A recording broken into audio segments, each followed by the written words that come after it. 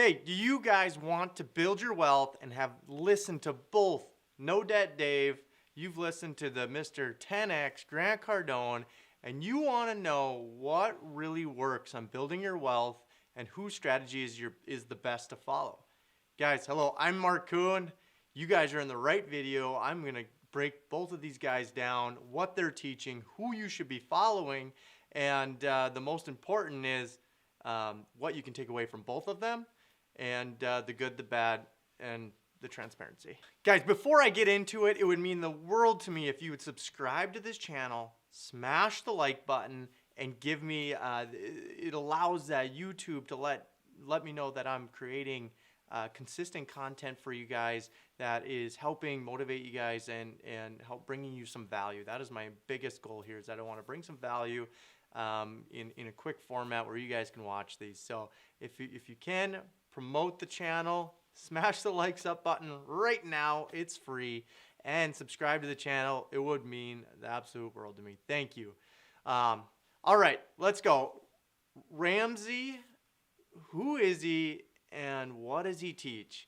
And I'm talking about Dave here. Dave's information is basically, in my eyes, the beginner solution to the problem. People living maybe in the poverty level, or lower middle class, maybe even some middle class, but not many people these days live on any kind of budget. So it is a problem, and almost 76% of people are still living paycheck to paycheck.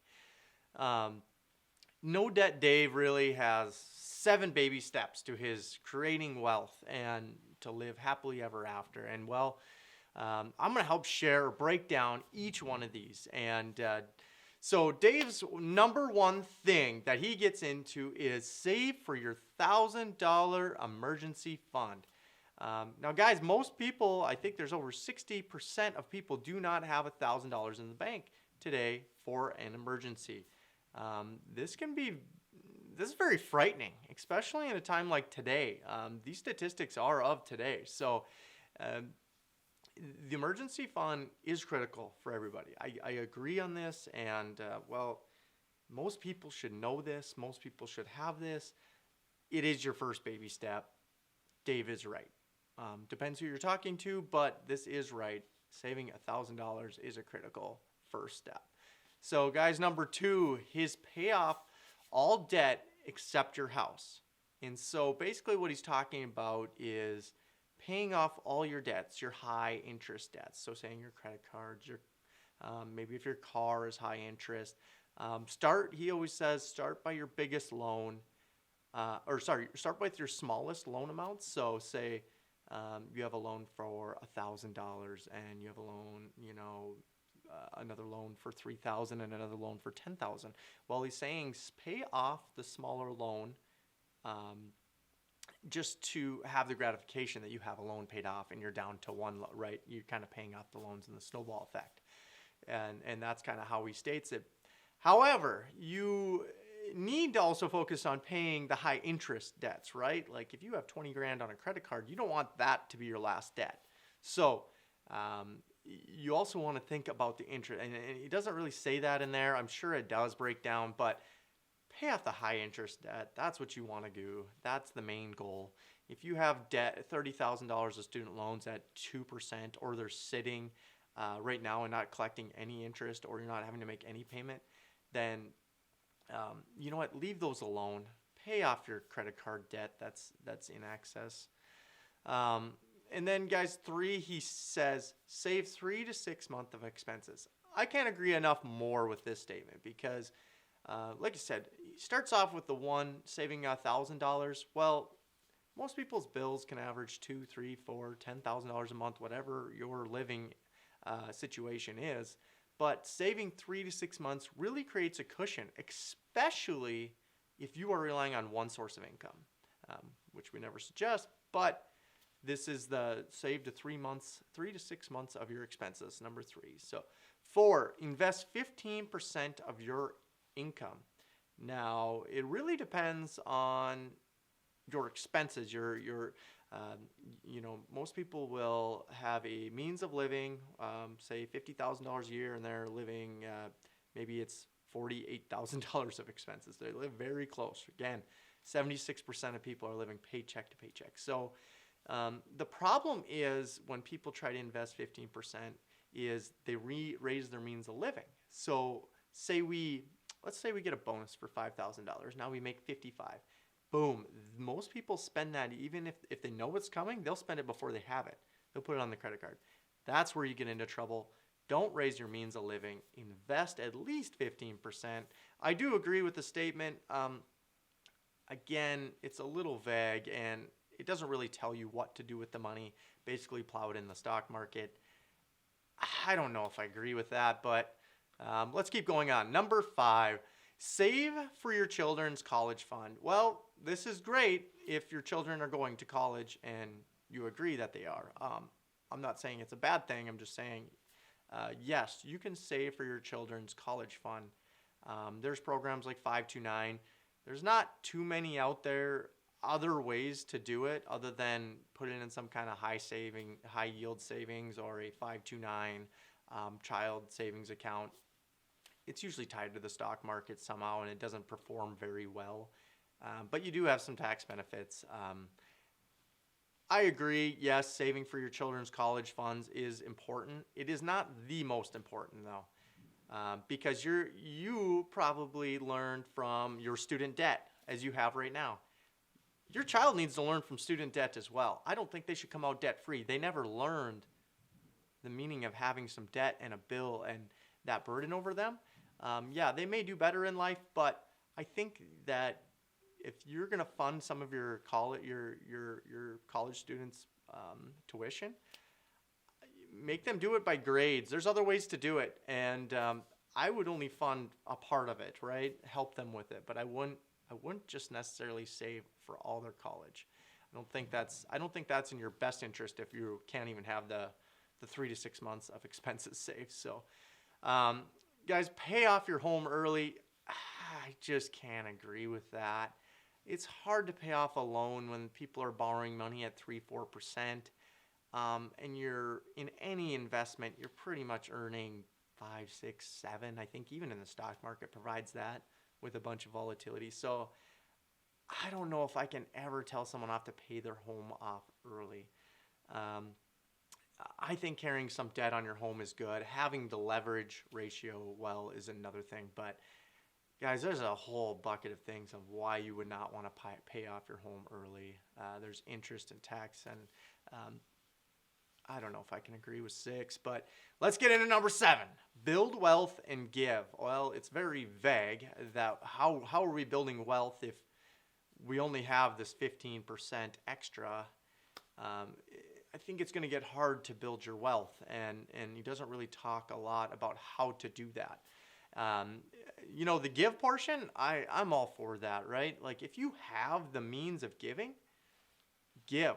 But if you're living beyond your means and you have dumb want expenses, you're going to be hard to give, right? So make sure you have your wants in check. Maybe when you're buying that new big SUV, think about, do I need that or should I give a portion? Giving is all, but you can give, you can volunteer. There's many other ways to give other than financial. Financial is the easiest. I think volunteering and getting in there and getting dirty with whatever it is for you're volunteering for is honestly even a bigger deal. So, guys, my perspective really is that it's great information for the beginner person. Dave has very valid points. And kind of the problem starts, though, with him is there's nothing about increasing your income. It's just budget, budget, budget. Well, if you can only budget to a certain point, right? And if you can never get to the 15%, then you may not be able to lower your means anymore. You may have to increase your income. So there's things like investing in yourself, basically to increase your income in your current career, maybe. Or maybe it's just investing in yourself. Maybe it's a side hustle. Maybe it's how to drop ship stuff on Amazon. So he doesn't talk enough about that. He never says anything about how to save on taxes, how you can do this. And it's kind of missing a big piece of it. And so Another big problem that I really wanted to talk about was the paying off your house is just irritating to me because most people think their wealth is in their house, and it's really not true. Um, Most people, when they become a accredited investor, they they usually take your house out of to figure out your net worth. You take your house out of it. Your house is nothing, no matter if it's paid off or not. They will take your house out of the equation. So if all your wealth is in your house, you really need to pay attention that that is not how you're building wealth. Um, it's just somewhere you live, and so um, don't think that all your wealth is in your house. Make sure you have other investments because that's what your wealth is. Your wealth is never your house. So I don't agree with paying off your house, having that be a wealth strategy for you. So. But guys, again, these are very beginner steps, and he calls them baby steps. I don't know if that's for a reason. I'm not sure what Dave was trying to get to on them. Small steps, or if it's, this is very beginner stuff. And most people who are basically doing well or have some money invested, and want to create some real wealth should probably look to an alternative to Dave's strategies. And his are literally for the very beginning. Well, what kind of really happened with Dave? Why did he spark these just initial baby steps and he follows these to a T? Well, in 1986, Dave basically over-leveraged himself in a real estate deal. He had I think it was a $4 million deal. He had credit lines on it. He had leveraged it out to the extreme through credit lines and loans. And it sounded like basically some banks got mixed up or bought and sold. They ended up calling his leverage on the property. And, Dave in 1986 had to file bankruptcy and let go of all the property because he was just over-leveraged. So, and if you don't really know what leverage is, it's basically the amount of debt that you carry on a property. Most commercial loans are a loan to value of 75%, meaning you can borrow up to 75% of the purchase price or appraisal price from the bank. And in this case, Dave probably borrowed the 75% and probably had a credit line to come up with the 25%. And, I think the banks caught on. And so in 1986, that's when No Debt Dave started teaching No Debt Dave. But he's also trying to make money with this and selling his programs. So, mixed reviews with Dave. I really do, unless you're a true beginner and you have literally no financial sense at all. So, all right. So let's get down to Mr. Cardone and see if 10X is a way you should see life. So Grant Cardone lives on basically a whole different number of rules. This is almost black and white in the rule book here. He almost sees everything completely opposite of how Dave sees them. Maybe some similarities, but very, very few. So I just want to give you guys both perspectives and my perspective on both of these. So let's go through 7 of Grant Cardone's action steps on this. Some of his rules are, don't spend it until you get it. So like I said, like to the bonus I referred to, most people will start spending that money on the credit card hoping for what that bonus is going to be. Sometimes they don't even know the amount, but if you do, people will start spending before they get it. That's a trap. So that is a very good rule. Do not spend money unless it's in your pocket. So guys, and I think I referred to the income. Invest in yourself and grow your income. So not enough people are doing this. They don't spend enough time. Take a course. Learn something new. There's so much information on YouTube.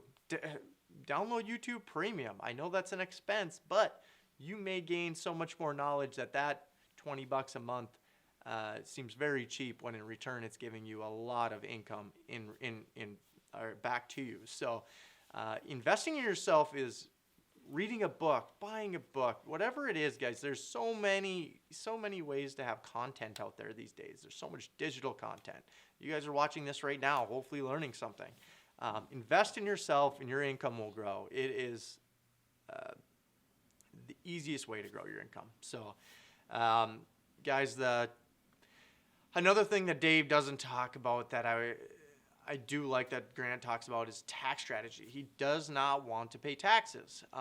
No, it's not that he won't pay taxes, but he uses the government and kind of partners with the government and says, if you can't write it off, don't buy it, right? So Grant Cardone obviously does a bunch of real estate properties, and he has planes and fancy cars, whatever.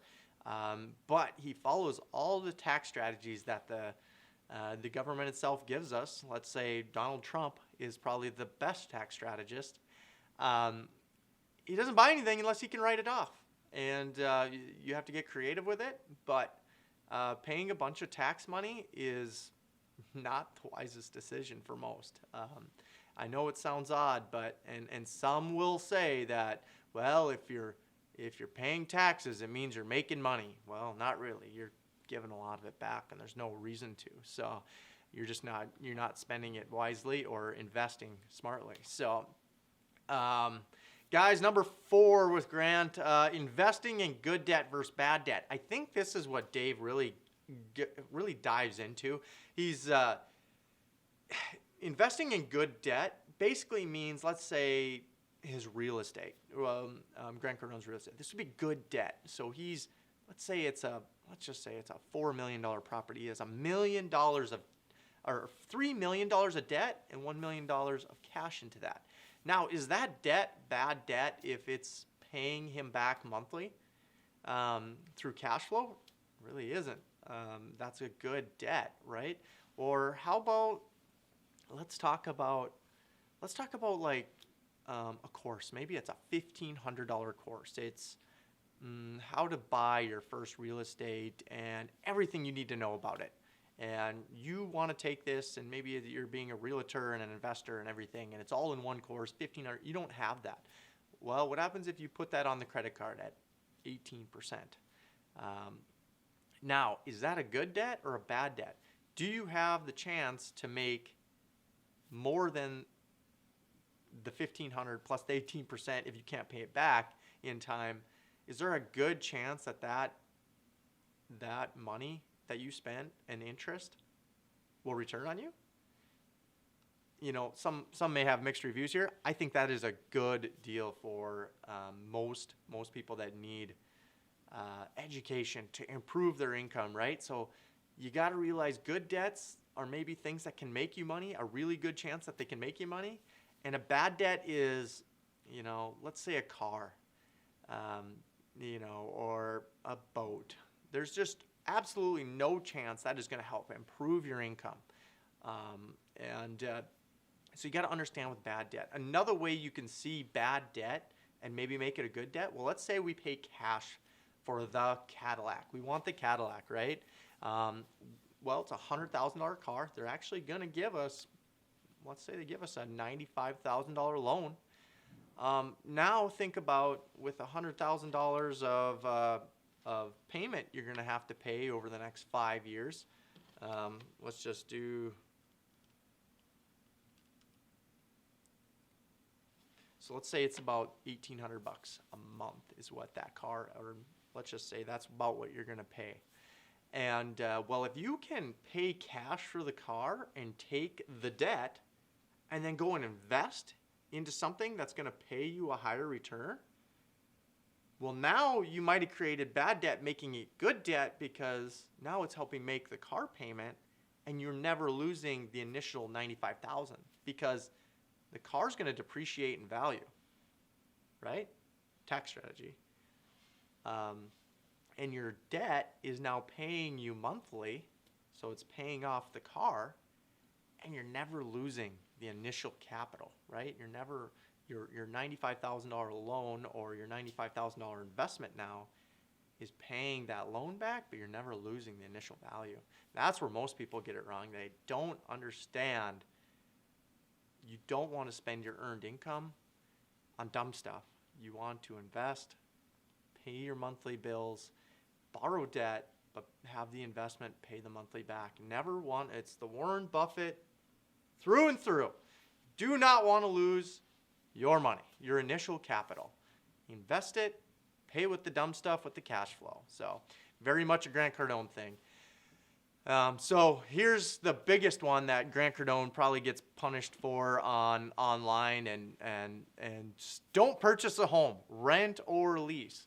Now, why would he say that? Well, we did say in Dave that in the investment world, and when you're an accredited investor, your home is not, it absolutely is not your biggest investment, or it's not an asset that makes your wealth or your net worth larger. They take your house out of the picture. Why do they do that? To them, you're living there. It's your home. It is not an investment. They'd classify it at the government as not an investment or as a tax. So you have to understand that and understand, okay, well, what happens if I go rent for $1,500 a month and I take the $100,000 that I have in that house and go invest it? Now you have some net worth growing, because now you have a $100,000 investment that can go to your net worth. So understand that's kind of the mentality he's teaching. You want to be the owner of the fourplex. Maybe rent one of those places to yourself, right? Because the fourplex is an investment. It's not a home. So you guys have to understand that. Most don't get that right, and they get it confused. So cash is trash and cash flow is king. So why would he say something like that when all our parents and everyone we've ever met, it seems like older, is they make money, they hoard it, they keep it, they put it in a little chest in their savings account, or maybe it's in their house, or they're burying it in their yard. My dad was one of these. He stored cash. He did nothing with it. And that's what we were taught. Everyone's going to come take your little investment. Maybe it's a big investment. It could be $1 million or whatever. But we're just have to store it. We don't want to deploy it and make money with it. So the cash is trash these days, because look at inflation. Right now it's 7-8%, and you are not getting your money back through out of this, guys. The money is dying in that little safe. It's dying in the backyard. It's dying in the savings account. You're getting nothing for it. You have 7-8% inflation. You better have a 7-8% actual influx in your money. Otherwise, you're losing that. It is a secret tax, inflation, and I think the cash is trash and the cash flow is king is saying that. You want to get your money deployed, working for you. That way, you're never losing your capital. It's not getting ate up by inflation. So he wants to, cash flow is Grant Cardone's biggest thing, and he wants to put it in hard assets that grow with the inflation and through appreciation. So, and he's getting paid monthly on it. So he deploys almost all of his money into hard assets or real estate. So 7 guys. Oh, 7. The stupid expenses with your cash flow and never lose your initial capital. Again, I kind of reiterated that up there. You don't want to, I always come back to the Lamborghini story, and the Lamborghini story is where, well, say you went out to purchase, you had an inheritance, $500,000. You went and bought yourself maybe it was a Lamborghini Aventador. I don't even know if I pronounced that right, but it's a $450,000 car, $500,000 car, whatever.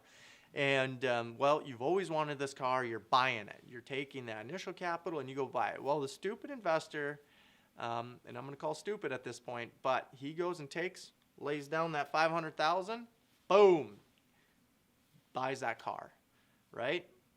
Well, guess what? That car depreciates, and you're losing capital now, right? The smart investor would go and find go and finance that car, right? We're pulling debt from the Cadillac before, we're pulling debt from the Lamborghini, and we're taking the $400,000, whatever we can get for a loan, and we're plowing it into investment. And we are going to make money with that investment to pay for the loan of the Lamborghini. Again, never losing the initial capital. That means we're also get the tax benefits of the Lamborghini, which I don't know how they do that, but I'm not in that situation. So, and then you never losing your initial capital. You can make your payment with your investment. So, guys, those are kind of the stupid expenses and the, don't lose your initial capital. It's the Warren Buffett #1 saying, never lose money and never lose your initial capital. So, guys, what Grant does get a ton of criticism. He's definitely got a cocky, bold attitude. He's got a tough background with drugs. Lots of criticism with him. And obviously he's really grown over the last 10 years. I don't think he even took off till he was 51. The guy's 63 now, so he's got a lot going on. So if you guys have some kind of moderate level of financial literacy, the bottom line is here that you guys may be able to just surpass the Dave Ramsey method. I mean, there's good things in there, and I think everyone should know them. But you should very quickly move on to the next level if you have any financial sense at all. And move into a thought of Grant of growing yourself, growing your investments, getting cash flow. Don't just plow everything into 401k, doing what everyone else was taught to do. Hedge funds are making millions on people like that. So Grant's view on life, though, is to 10x your life. That doesn't mean just 10x your income, 10x everything, 10x this. He does preach 10x family. He wants to be a better father for his family. He wants his family to, he wants to be the best dad. He wants to show his family how to do things. He wants to show his workers how to be the best that they can be.